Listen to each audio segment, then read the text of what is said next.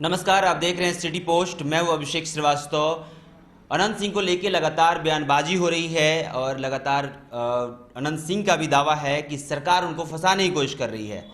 जब बीजेपी के कद्दावर नेता सीपी ठाकुर से हमने बात की तो उनका भी मानना है कि कहीं ना कहीं नीतीश जी उनको परेशान कर रहे हैं। तो इस बारे में बात करने के लिए हमारे साथ जेडीयू के नेता राजीव रंजन जी हैं। उनसे बात करेंगे क्या वाकई जो सीपी ठाकुर जी कह रहे हैं उनसे ये इत्तेफाक रखते हैं। इस बात से क्या सीपी ठाकुर कह रहे हैं कि अनंत सिंह पे जो भी ये चल रहा है उनको केस में फंसाया जा रहा है। नीतीश जी से आग्रह भी कर रहे हैं कि उनको कम परेशान किया जाए। क्या कहेंगे इस पे? देखिए, डॉक्टर सीपी ठाकुर जी के बयान की मैं कठोरतम शब्दों में भर्त्सना करता हूँ।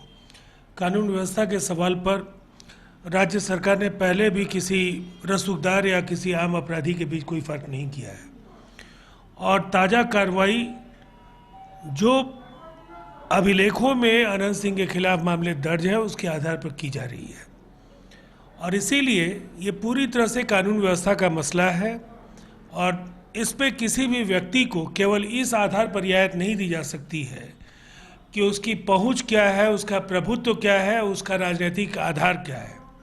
और इसीलिए इस तरह के आरोपों का कोई अर्थ नहीं है। ऐसे आरोपों से सीपी ठाकुर जी को भविष्य में बचना चाहिए।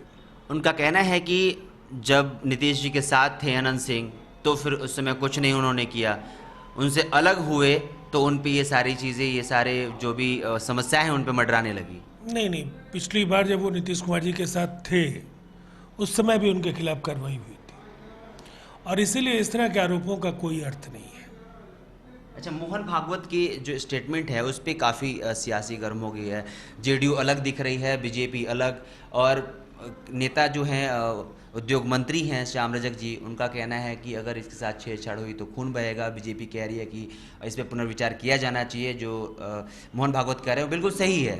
तो क्या कहेंगे इस पे? नहीं, आधिकारिक तौर पर प्रधानमंत्री नरेंद्र मोदी ने आरक्षण को लेकर के ये बार बार दोहराया है कि आरक्षण में किसी तरह की छेड़छाड़ नहीं की जाएगी और हमारी पार्टी का भी यही मानना है कि आरक्षण एक संवैधानिक प्रावधान है और इसको लेकर किसी भी तरीके का बदलाव, संशोधन या कोई किसी भी प्रकार का छेड़छाड़, इसके हम सख्त विरोधी हैं और किसी भी सूरत में इस तरह के किसी भी चेष्टा को हम खारिज करते हैं। इस तरह की बयानबाजी को कैसे देखते हैं कि मंत्री जब कहते हैं कि अगर इसके साथ छेड़छाड़ हुआ तो खून बहेगा सड़क पे, इसको किस तरह से देखते हैं? उनके निजी और व्यक्तिगत विचार हैं। कहीं ना कहीं भावनाओं के प्रवाह में उन्होंने ये बातें कह दी हैं, लेकिन मूलतः उनके कहने का सार यही है कि आरक्षण को लेकर के जो भारतीय जनमानस है वो बेहद संवेदनशील है और ऐसे मसलों पर पार्टी का नज़रिया बिल्कुल साफ है कि जो स्वरूप है यथावत रहे। अच्छा, बीजेपी और एनडीए, जेडीयू की सरकार है बिहार में, दोनों अलग अलग पलड़े में दिख रहे हैं।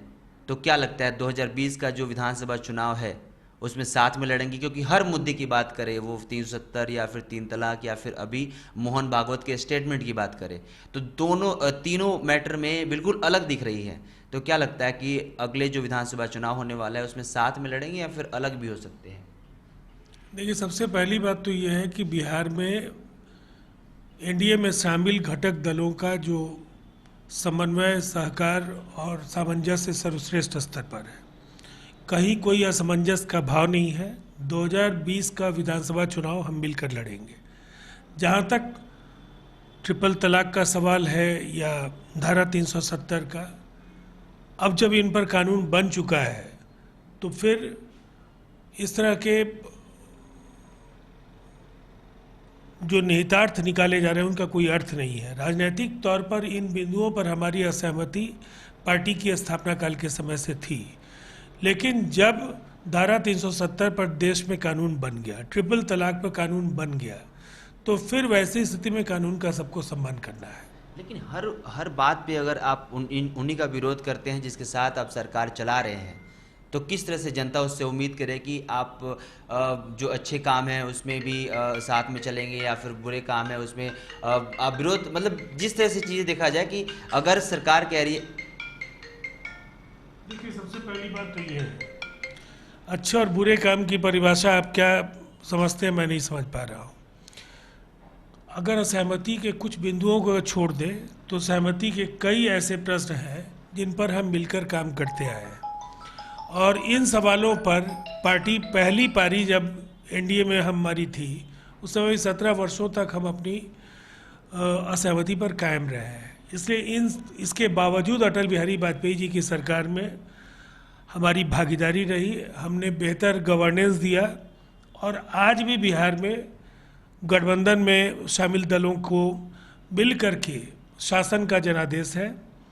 और मुझे नहीं लगता है कि इसका किसी तरीके से यह अर्थ निकाला जा सकता है कि हम दोनों के संबंध तनावपूर्ण है। हम लोगों के रिश्ते बेहद अच्छे हैं और हम लोग बेहतर तरीके से जन आकांक्षाओं पर खरे उतरेंगे। और मोहन भागवत के स्टेटमेंट को आप खारिज करते हैं, ऐसा नहीं होना चाहिए, छेड़छाड़ नहीं होना चाहिए। नहीं, आप अपनी ओर से ज़्यादा उसमें ऐड नहीं कीजिए। मैंने कहा कि आरक्षण पर जो हमारी पार्टी की राय पूर्व में थी उस पर आज भी हम कायम हैं। तो आपने सुना राजीव रंजन जी का साफ तौर पे कहना है कि जो स्टेटमेंट था उस पर उनका साफ तौर पे कहना है कि पहले से ही जेडीयू इस चीज़ पे बिल्कुल डटी हुई है कि आरक्षण के साथ कोई छेड़छाड़ नहीं होना चाहिए। आप देख रहे हैं सिटी पोस्ट। नमस्कार। क्या आप जानते हैं कि घर बैठे आप अपनी स्वास्थ्य समस्याओं का सॉल्यूशन पा सकते हैं सॉफ्ट केयर मोबाइल ऐप के द्वारा। अधिक जानकारी के लिए आप संपर्क कर सकते हैं। हमारे फोन नंबर्स हैं 9472981111, 9472982222। Soft care app, solution at your finger tips.